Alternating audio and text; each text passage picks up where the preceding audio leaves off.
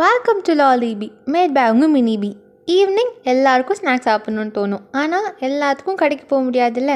வீட்லேயே ஒரு செம்மையான சோயா கட்லெட் எப்படி பண்ணுறதுன்னு பார்க்கலாமா? கட்லெட் எல்லாம் கட் பண்ணிட்டு எல்லாம் குக்கா மாதிரி கிக்கா ரெசிபி பண்ணிடலாமா?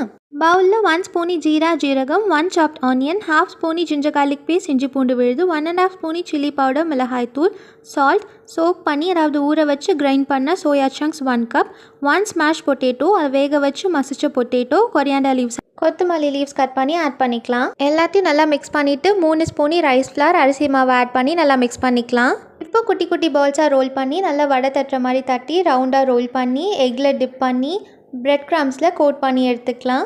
பிரெட் க்ரம்ஸ் பண்ணுறதுக்கு ப்ரெட்டை நல்லா கிரைண்ட் பண்ணிவிட்டு ஒரு கடாயில் போட்டு கோல்டன் ப்ரௌன் ஆகிற வரைக்கும் சாட் பண்ணால் ரெடி ஆகிடும். இப்போ கட்லெட் எல்லாத்தையும் ஆயிலில் போட்டு நல்லா ஃப்ரை பண்ணிக்கலாம். மீடியம் ஃப்ளேமில் வச்சு ஃப்ரை பண்ணுங்கள், அப்போ தான் உள்ளே நல்லா வேகும். அவ்வளோதான், சோயா கட்லெட் ரெடி. பிகி பிகி பூ.